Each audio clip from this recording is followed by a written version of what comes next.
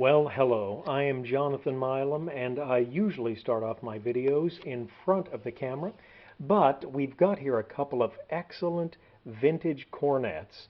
This is a an Olds Recording. Very, very nice cornet.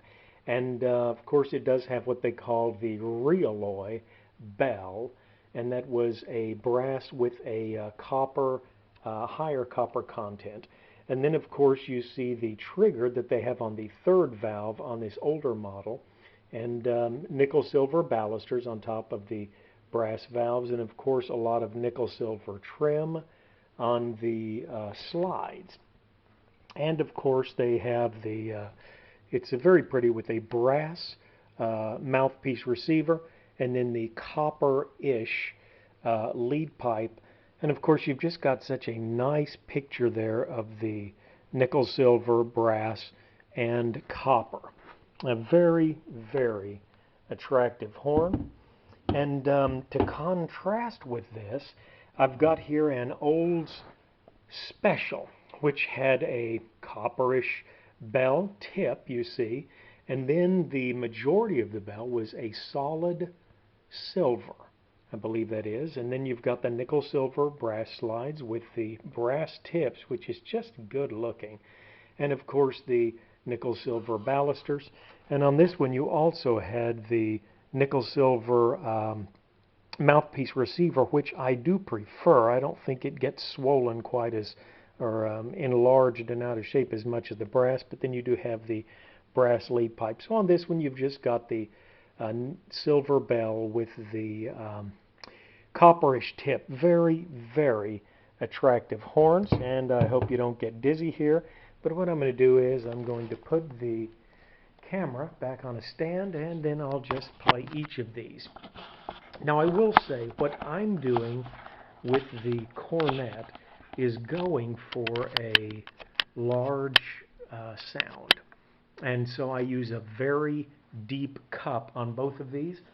On the Olds, well, I'll start off with the recording. I'm using a very deep, almost like a flugel cup, and large bore. The Olds Recording, at least this age, it's one of the earlier horns, had a very large mouthpiece. Your average cornet mouthpiece pretty well gets swallowed up in it. So it does take a special one. Another great feature on this, if you can see, is the offset second valve. It's further away. Of course, your middle digit is always your longer one. And a tremendous feel to that. It's so nice. I wish more horns did it, but they don't. But at any rate, we'll just give you an idea how they sound next to each other. We've got the recording here, and then I'll play the Olds Special, maybe swap back and forth just a little bit.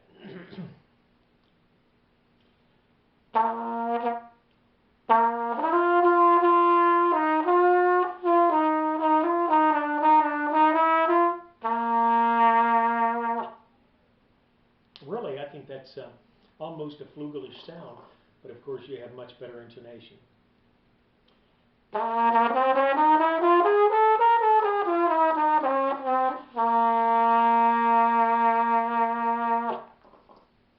My son said, "Boy, that's got such a big sound. It's like you've got a fan and waves coming out."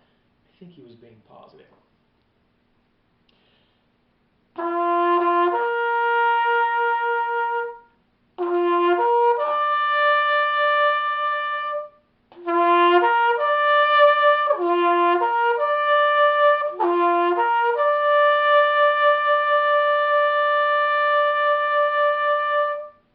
What a beautiful, beautiful full sound, and that's what I like.